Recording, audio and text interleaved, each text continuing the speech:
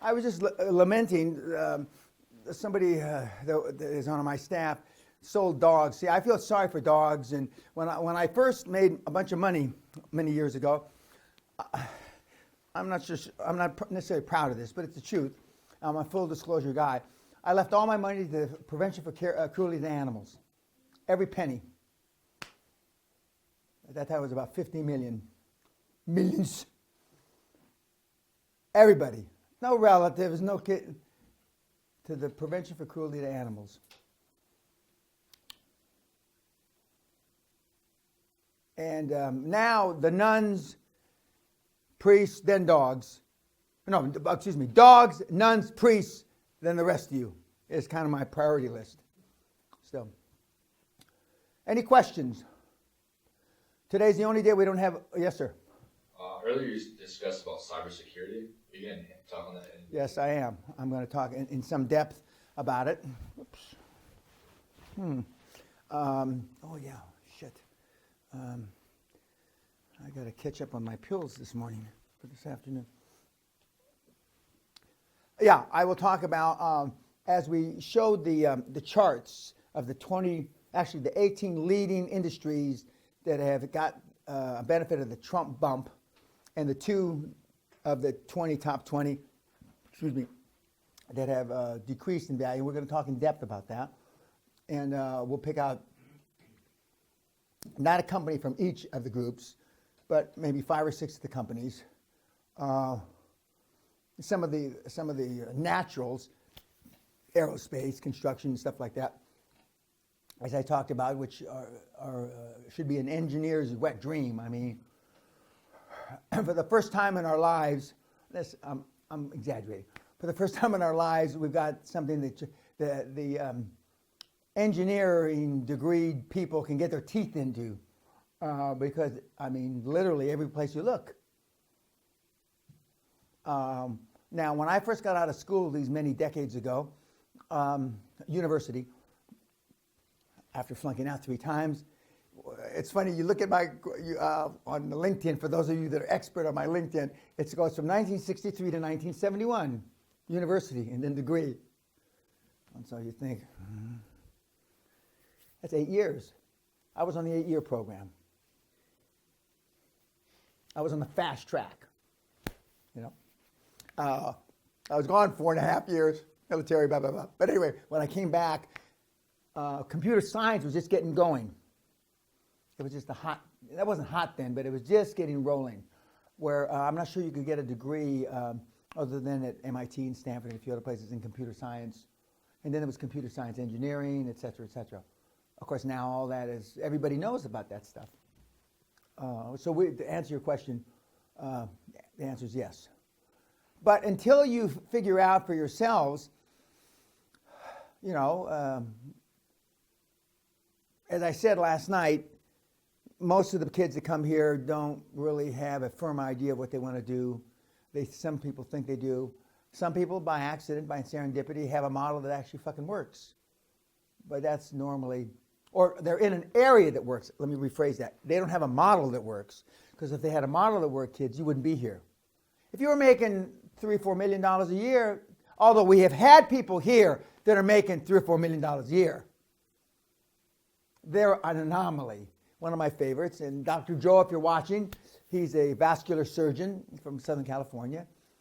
He had the world by the ass. He still does, but he, you know, we've had several surgeons, but you know, there's got to be more than making a lot of money, being young and single, and getting more ass than a toilet seat at a bus station. There must be more than that, he thought. Sounds pretty good, though, doesn't it? And so we're rolling on medical centers, surgical medical centers. But for the most part, if your model worked, you wouldn't be here. Is the simple. Normally, you come, even if your model works, you come, you don't come when it's going like this, the hockey stick. You come when it's, with the greatest respect for the one woman in the crowd, when it's starting to roll over like your partner, you know. Now, every guy in this room can relate to that. And we're not going to ask her if she can relate to it or not. But she's got the proverbial, she looks down, you know. I thought that was all a myth. I really did. Anyway, I don't want to, on YouTube, my kids watch this from time to time, so it's not a myth, kids, it's all right.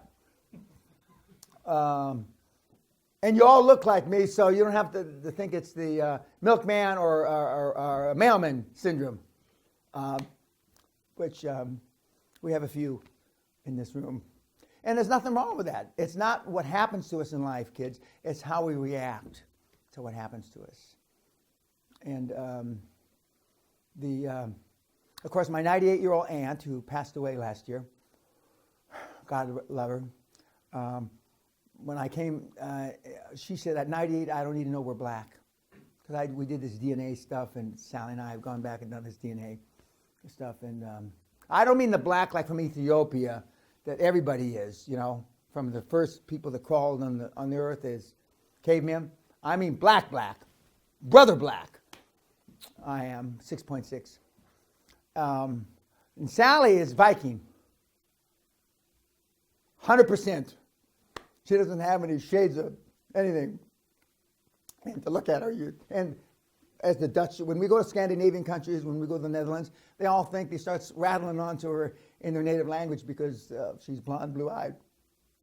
But I'm a throwback. I'm Hispanic, blue-eyed. I'm a güero. For those that speak Spanish, they know what that means. But yeah. But I happen to look just like my dad. Of course, he's 90 there, but when we look alike, and he's blue-eyed. He's also a güero. He took a lot of shit in East LA back in the 30s because he was a güero, because it wasn't vogue to be, that was in the era of the zoot suit. Now, I'm not going to go through all that zoot suit history, but that was the era of the zoot suit. And, okay, now, we practice the best practices. I only teach you, I implore you, I beg you, and I give you the stuff that fucking works. Not the stuff that works a little, but works really well. And I didn't think of this about 5-6 years ago. The kids, you in the groups, said, well, I bet you if I do it like I did, we've had some really rocket scientists come through here, got straight A's, 100%, never had nothing but an A, perfect paper their whole lives, that kind of. I'll do it like I studied when I went to university. And they pin the shit up on the walls and they live. Now, several of the wives or the significant others don't like their houses looking like this. You know, you go into the kitchen and it looks like this.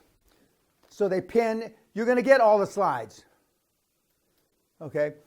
So what they do is they print them off. Now, some of them do it in color, some of them do it in black and white.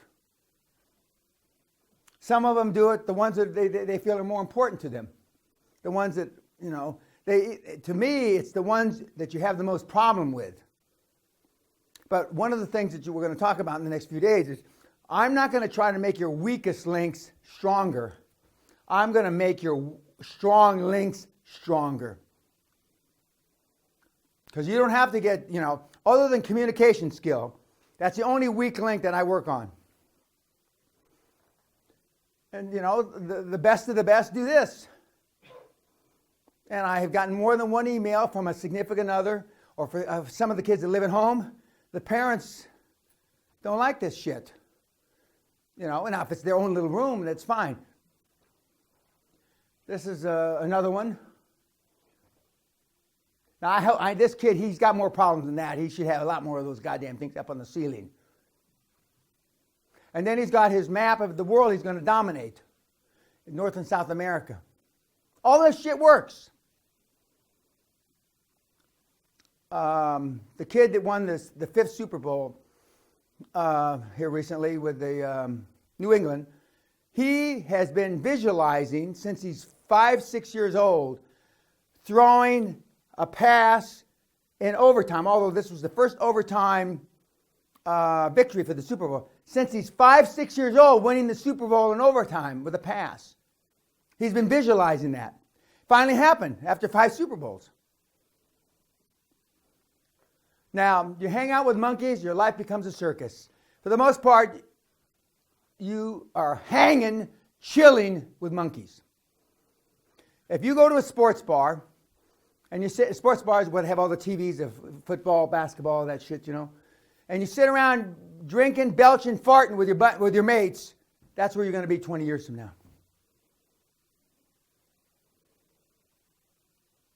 Show me your friends and I'll show you your future. Just as you're a product of the people that you were around, exposed to the most growing up. Normally that's a mom, a dad, a grandparent, and an older sibling, right? Now, I ask you about your siblings in the paperwork, right?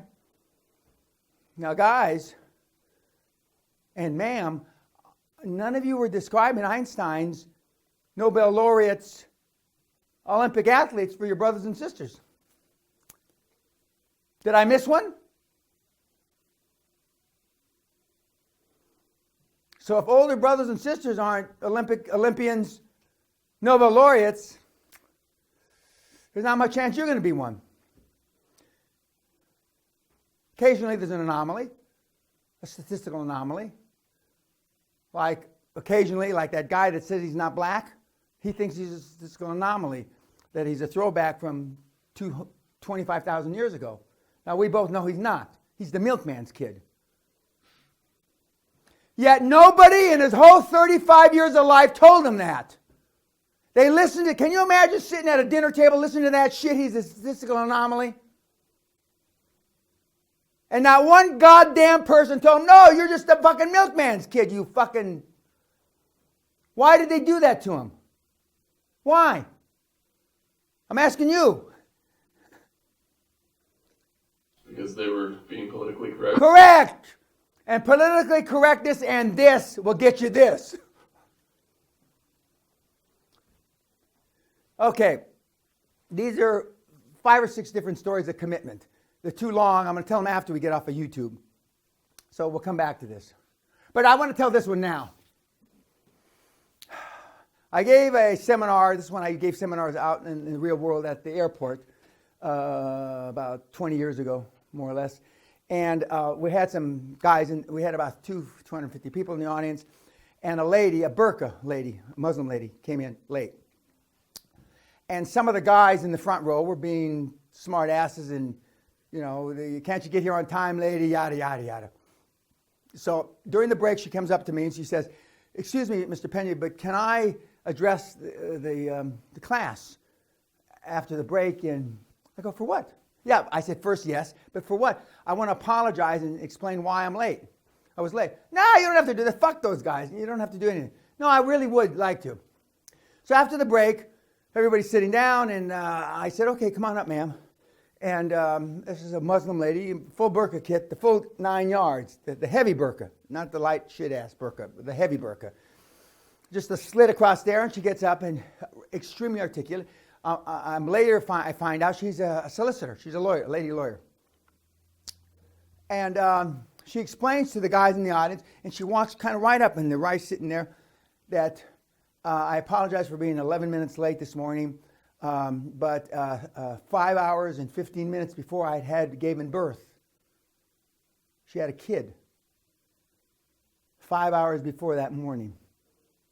And they wouldn't release her from the hospital.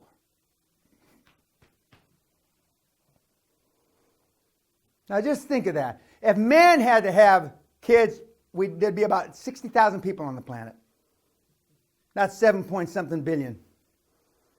And as again, the closest I came to it was epidural from when they froze my bottom half. So on that happy note, goodbye kids. See you later, YouTubers.